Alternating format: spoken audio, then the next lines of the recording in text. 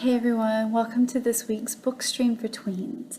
My name is Hannah and I'm from the Alpharetta branch. I'm going to be joining y'all today. I'm going to introduce a book called Star-Crossed by Barbara Dee. In Star-Crossed, 12-year-old Maddie is thrilled when she learns the 8th grade play will be Romeo and Juliet.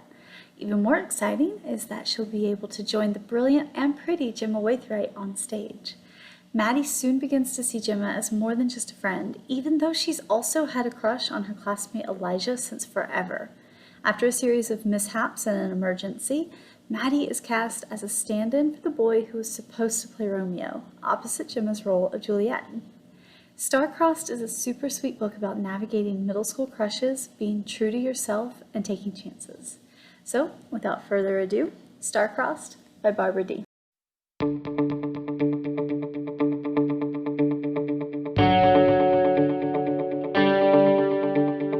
Chapter 1.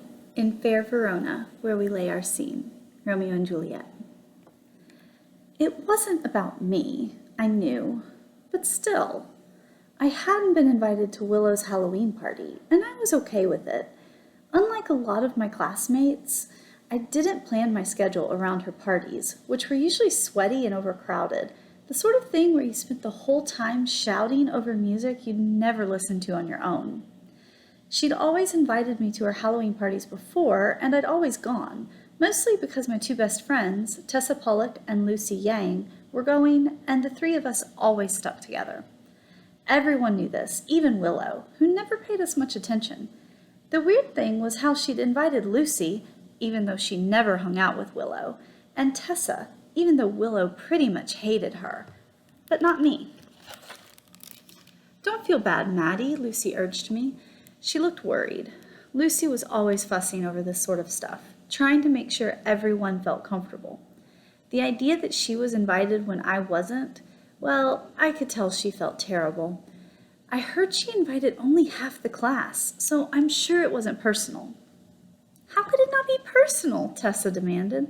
"Willow decides who's invited and who's not. What could be more personal than that?" "You guys, I'm fine," I insisted.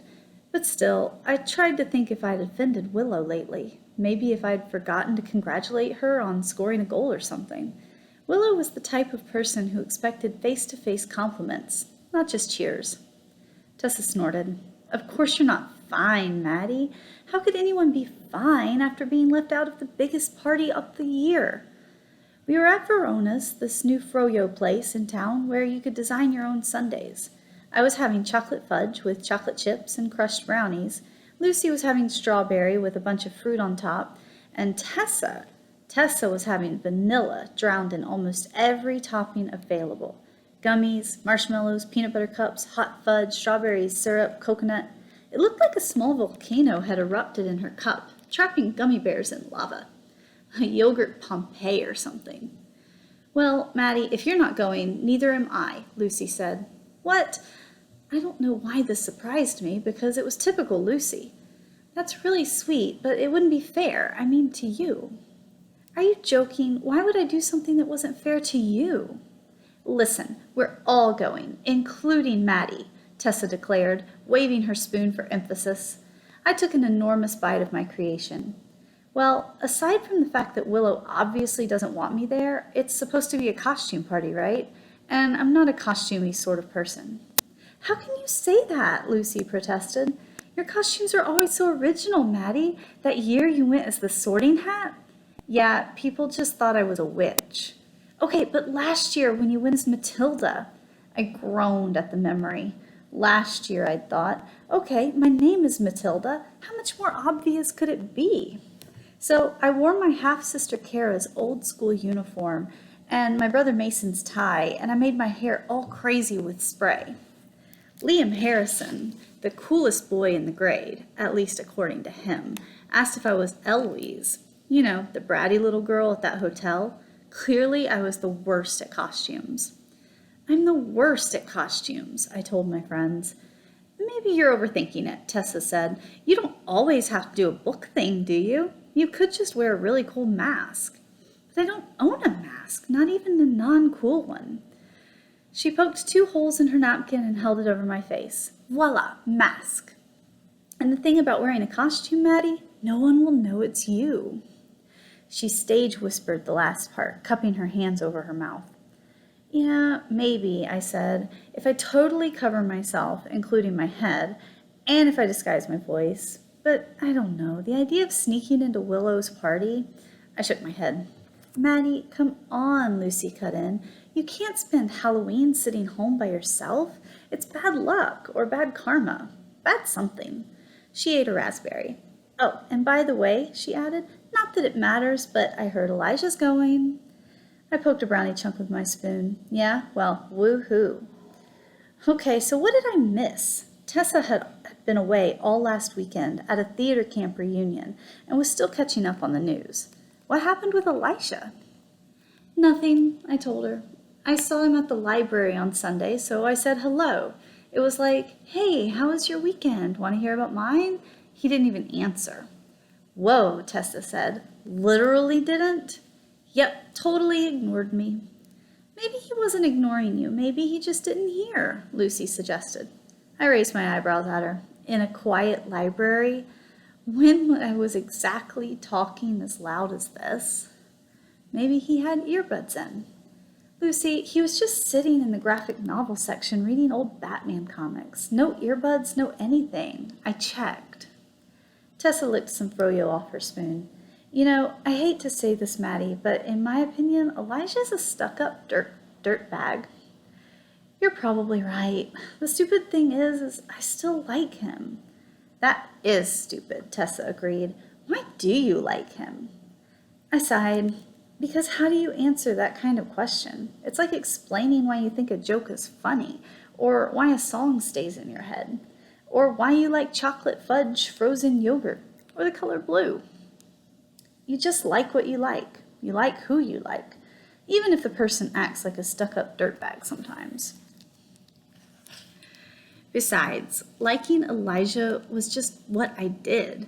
What I'd done since the start of 7th grade last year when I suddenly realized that I kept staring at him. He wasn't just cute with his wavy dark hair and his big brown eyes. He was really smart, especially about words. He always raised his hand in English and said non-obvious things. I could tell our teacher, Mr. Torres, appreciated his comments. And how many 8th grade boys spent summer vacation at the town library? Only Elijah. I mean, really, considering me, it made perfect sense for me to have him as my crush. For an entire year, I scribbled his name in the back of my math binder and tried to think of words that rhymed with Elijah, beside yeah, while he read Batman comics or whatever. Because the thing was, who else was I supposed to like? But it was hard to say this without sounding slightly loserish, or like a person who enjoyed feeling sorry for herself, which I didn't. "Earth to Maddie," Tessa said. "Come in, space girl." "Yeah, sorry, I was just thinking." I stirred my froyo counterclockwise, then ate a spoonful of soggy chocolate chips. "I guess I like Elijah's eyebrows, and the way he laughs." Tessa snorted. "Okay, well, that explains everything." "Maddie, listen to me," Lucy said, reaching across the table to pat my shoulder. "Go to Willow's party, wear a costume, take a really good look at Elijah. See how he acts if he doesn't know it's you. It'll be a test. If you still think he's worth spending the entire year crushing on, go ahead. But maybe you'll decide he isn't worth it, and maybe you'll notice someone else." "Yeah, like who?" By then, we'd noticed everyone in middle school. There was nobody left to notice. "I don't know," Lucy admitted, "but I just think you should keep your eyes open." Right then, Charlotte Pangle and Isabel Guzman walked into Verona's. They were two of Willow Kaplan's sidekicks, always playing on Willow's teams or cheering for her in the stands. Seriously, it was strange that they were here without her, because they tagged after Willow all over town. Charlotte and Isabel were the kind of girls who were always whispering to each other. Whatever they were saying, it was probably something you'd rather not hear. I poked Lucy's elbow. "Come on, let's go." "Why?" Tessa challenged me. "I haven't finished eating." "Just take it with you," Lucy said. "But I like it here. I like these chairs. Don't you think these chairs are really comfy?" Tessa sat back in hers, kicking out her skinny legs as if she were sunning herself by a pool. She scooped up a spoonful of froyo lava and beamed at us. Lucy and I exchanged glances. I could tell she wanted to leave as much as I did, but neither of us trusted Tessa enough to leave her behind. The thing about Tessa was, sometimes her off switch malfunctioned, especially around people who didn't appreciate her coolness. So the three of us sat there not budging, while Charlotte and Isabel helped themselves to yogurt and toppings, paid the lady at the counter, who was possibly Verona, then took seats at a table opposite us. Lucy and I pantomimed eating, even though by then there was nothing left in our paper cups. Charlotte and Isabel whispered. The radio was playing some mom-era song, and possibly Verona was humming along as she sprayed and wiped the counter. Finally, Charlotte slapped down her spoon. Okay, that is just so rude. Tessa blinked at her. I'm sorry? Right, Tessa, like you don't know. I really don't, Charlotte. Why don't you tell me? The way you keep staring at us, Isabel said, it's kind of creepy, actually. Tessa raised her eyebrows. You think I'm staring at you? Why would I even want to? Who knows, Charlotte said, smirking. Maybe you're wondering what it's like to not be ugly? Tessa paled. Considering she was naturally fair-skinned with wispy blonde hair and light blue eyes, pale on her looked kind of alarming. But then it was like something clicked inside of her, and she practically leaped out of the chair. I'm ugly? You're like a toad, ugly and venomous. Thy face is not worth sunburning. Uh-oh, I thought, because I'd seen this before. When Tessa got too angry to think up words, she quoted lines from plays. Often it got on people's nerves. Thy? Charlotte hooted. Thy? Tessa, come on, we need to leave, I said, grabbing her arm. She pulled away from me, avoiding my eyes. It's Shakespeare, she informed Charlotte. It means your face is not worth sunburning. I know what thy means, you moron. I meant, who talks like that? Tessa did a fancy bow. I do. Isabel rolled her eyes. Yeah, Tessa, and we all love hearing it. Okay, guys, Lucy said, stepping in front of Charlotte. Can we all please? Tessa ignored her. At least I have something to show off, but you, Charlotte, are just Willow's little shadow. You can't think one single thought for yourself.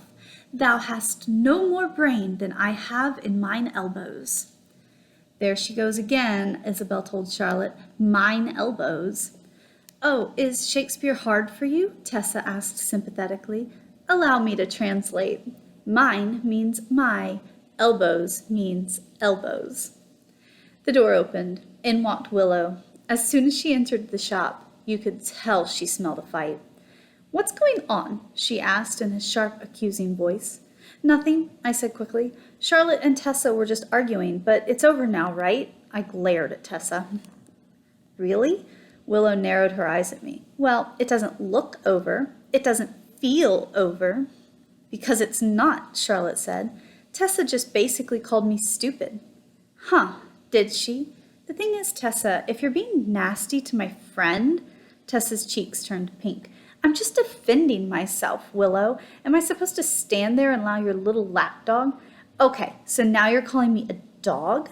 Charlotte's eyes popped. No, Tessa said.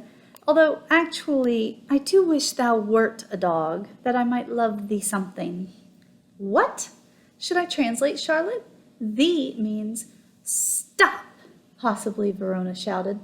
She was in front of us now, her hands on her hips. If you girls can't have a pleasant, quiet conversation without name-calling, you aren't welcome here.